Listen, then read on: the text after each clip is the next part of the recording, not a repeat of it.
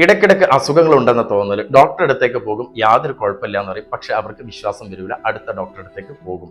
Doctor shopping നടത്തിക്കൊണ്ടിരിക്കും.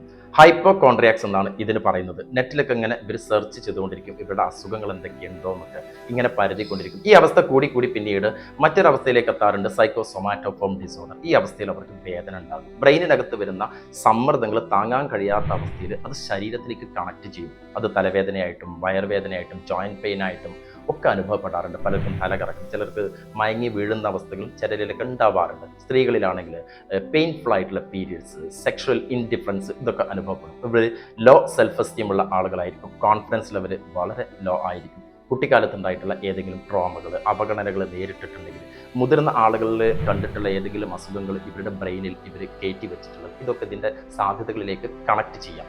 ഇവർക്ക് എപ്പോഴും attention കിട്ടാൻ വേണ്ടിയിട്ട് ആഗ്രഹിക്കുന്ന ആളുകളായിരിക്കും. ഇമോഷനുകളെ എക്സ്പ്രസ് ചെയ്യാൻ പറ്റാത്ത ആളുകൾ, അങ്ങനെ കഴിവ് കുറഞ്ഞ ആളുകളുമാവാം. ശ്രദ്ധ കിട്ടാൻ വേണ്ടിയിട്ട്, സ്നേഹം കിട്ടാൻ വേണ്ടിയിട്ടൊക്കെ ഇവരിങ്ങനെ ആഗ്രഹിച്ചുകൊണ്ടിരിക്കും.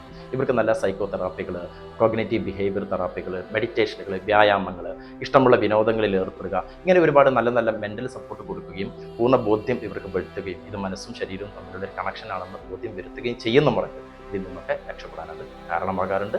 നിങ്ങൾ ആരെങ്കിലും ഇത്തരം അവസ്ഥയിലൂടെ കടന്നു പോകുന്നവരുണ്ടെങ്കിൽ താഴെ നിങ്ങൾ മെൻഷൻ ചെയ്യുക.